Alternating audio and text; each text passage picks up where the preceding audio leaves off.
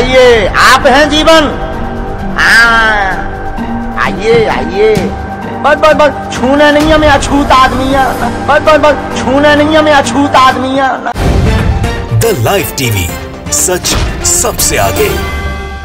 ढोंगियों और पाखंडियों को आम जनता के दिमाग में फितूर भरने के लिए खुला छोड़ा हुआ है दोस्तों। जो खुद को बाबा नहीं ढाबा कहे, जो कहे कि हमको छूना मत अछूत आदमी, जो कहे कि हाथों में हथियार उठा लो और हिंदुओं जाग जाओ, तुम्हारे घर पर पत्थर चलाने वालों के घरों पर बुलडोजर लेकर पहुंच जाओ और बुलडोजर चला दो। हर हिंदू को बुलडोजर खरीद लेना चाहिए। ये तथाकथित बाबा कौन है और अभी तक गिरफ्तार क्यों नहीं हुआ है, इसका नया कारनामा क्या है दोस्तों, इस वीडियो में मैं आपको दिखाऊंगी। नमस्कार, मेरा नाम है जयंती झा और आप देख रहे हैं द लाइव टीवी।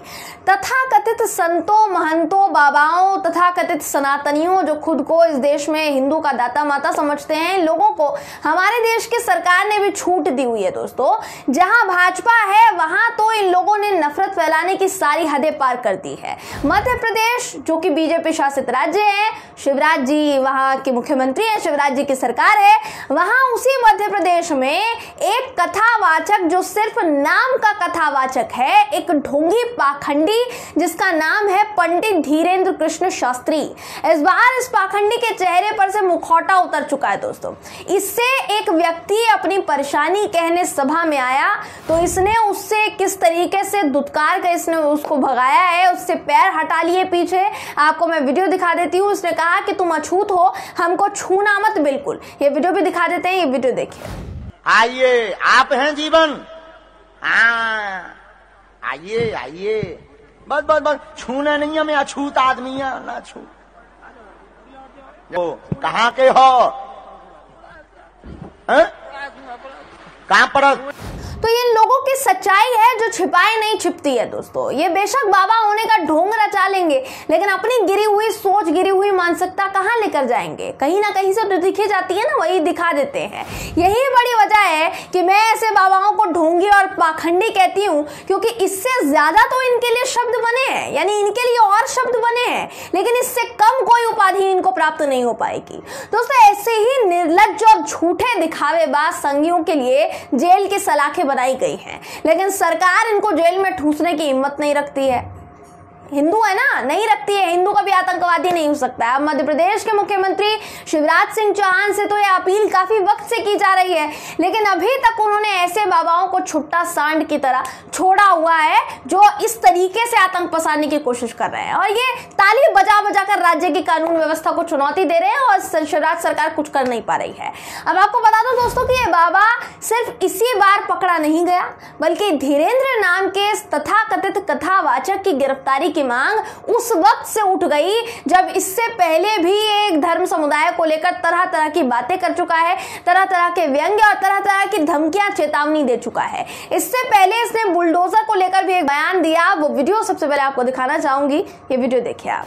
ये हिंदुओं से अगर तुम अभी नहीं जागे तो ये तुम्हें अपने गांव में भी भोगना पड़ेगा। इसलिए निवेदन है कि सब हिंदू एक हो जाओ और पत्थर मारने वालों के घर पर बुलडोजर चलवाओ।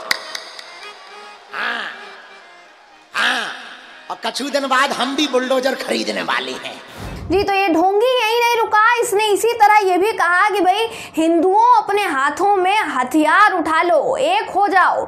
जो भी रामनवमी के जुलूस पर पत्थरबाजी करे उसके घर पर जेसीबी लेकर पहुंच जाओ और खुद ही जेसीबी चला दो। आपको इसका ये वीडियो भी दिखा देती हूँ दोस्तों। फिर एक एक करके इसके जितने पाखंड है, इसके जितनी करतूतें हैं, वो सब आपको दिखाऊंगी, इसकी पोल खोलूंगी, लेकिन उससे पहले वीडियो आपको दिखा देते हैं, वीडियो देखिए। और सनातनियों के देश में अगर राम की यात्रा पर, रामनवमी पर कोई पत्थर मार दे, बुझदिलो कायरो जग जाओ। अब सब हिंदू अपने हाथ में हथियार उठा लो और कह दो हम सब हिंदू एक हैं। तो ये मध्य प्रदेश में दंगे होने के बाद हिंदुओं को हथियार उठाने की सलाह दे रहा था। इसका मतलब बिल्कुल साफ है दोस्तों कि ऐसे लोगों की वजह से ही राज्य में दंगे होते हैं और ये लोग दूसरे समुदाय को पत्थरबाज करार दे रहे हैं। हथियार उठाने के लिए उकसाने वाले तथाकथित बाबाओं के लिए शिवराज जी की कानून व्यवस्था में कोई सजा है या फिर नहीं है? मैं तो शिवराज जी से यही पूछना चाहूंगी, क्योंकि मेरे पास तो सिर्फ यही सवाल पूछने लायक मेरे को छोड़ दिया है। इससे ज्यादा तो कुछ है नहीं ना, तो यही पूछ सकते हैं। इनको छोड़ दिया जाता है। जो समाज में तो नफरत फैला ही रहे हैं, आम लोगों के दिमाग में भी फितूर भरने का काम कर रहे हैं। ऐसे लोगों को छोड़ दिया हुआ है इस सरकार ने। जो शिवराज जी समय समय पर ये कहते हैं दोस्तों कि आरोपी चाहे किसी भी धर्म से हो, अगर माहौल बिगाड़ने की कोशिश करेगा तो उसको सजा जरूर मिलेगी। लेकिन ये तो लगातार हिंदुओं को भड़काने का काम कर रहा है। इसकी गिरफ्तारी नहीं हो रही है, इसको छोड़ा हुआ है ऐसे ही, और ये लगातार यही कर रहा है। अब जो मामू इस पाखंडी की करनियों पर खामोश हैं, उनके लिए इस ढोंगी का एक और वीडियो है मेरे पास जो मैं आपको दिखाना चाहूंगी, शिवराज जी को दिखाना चाहूंगी। बेसिकली क्या पता है इस वीडियो को देखकर ही शिवराज जी का खून खौल जाए। कोई भी व्यक्ति धर्म की आड़ में आपके राज्य मध्य प्रदेश का माहौल कैसे बिगाड़ सकता है शिवराज जी। इसीलिए आपके लिए खासकर ये वीडियो मैंने निकाला है, ये वीडियो मैं दिखा देती हूँ, ये वीडियो भी देख लीजिए दोस्तों। तो हिंदुओं को तमंचा और भाला रखने की नसीहत दे रहा है ये नफरतबाज। ये किस एंगल से आपको कथावाचक लगता है? कभी आपने ऐसा कथावाचक कहीं सुना है, देखा है क्या? कथावाचक भगवान की कथा सुनाते हैं, उन्हीं में विश्वास रखते हैं। तमंचा और भाले से लोगों को काटने की धमकी नहीं देते, उनको उकसाने की बात नहीं करते हैं। ऐसा बाबा तो कभी हुआ नहीं है। फिर ये क्या मार्केट में नए आए हैं? मैंने तो शिवराज जी के लिए वीडियो खासकर दिखाया है ताकि शिवराज जी को थोड़ा ख्याल आए मध्य प्रदेश का, और मध्य प्रदेश में बैठकर लोगों के दिमाग में जहर घोलने वाले इस संघियों को गिरफ्तार किया जाए। क्योंकि यही मांग इस वक्त उठ रही है दोस्तों, हर तरफ यही मांग उठ रही है कि इसकी गिरफ्तारी हो। जो छुआछूत की बात करे, ऐसे 2022 में छुआछूत की बात करे, लोगों को अपने पैर पड़ने पर मजबूर करे, हिंदुओं को दूसरे धर्मों के विरोध में हथियार उठाने की सलाह दे, और जो हाथ में कानून व्यवस्था को लेकर बुलडोजर चलाने की बात कह दे, उस संघी को जेल के सलाखों से बाहर रहने का तो कोई अधिकार नहीं है। लेकिन फिर भी वो रह रहा है क्योंकि सरकार ने ढिलाई बरती हुई है।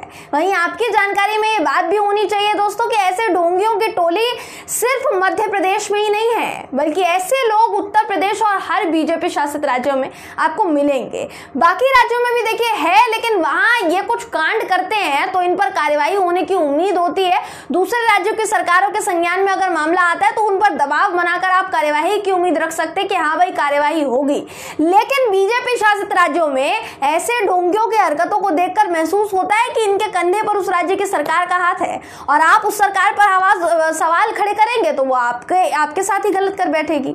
ऐसे समय में कोर्ट को बीच में आना पड़ता है, तब जाकर ये लोग सलाखों के पीछे सजा काटते हैं दोस्तों। आप एक उदाहरण नरसिंहानंद गिरी सरस्वती का ही ले लीजिए। यूपी का महंत, तथाकथित महंत, उस ढोंगी ने तो यह बात खुद कैमरे पर स्वीकार कर ली थी कि मैं इस्लाम के खिलाफ जो गंद फैला रहा था वो मेरी सबसे बड़ी गलती थी। अब मैं ये सब कुछ नहीं करूंगा, और ये जो मेरा सार्वजनिक जीवन है ना, अब मैं सार्वजनिक जीवन भी नहीं जीऊंगा, बिल्कुल इससे दूरी बना लूंगा।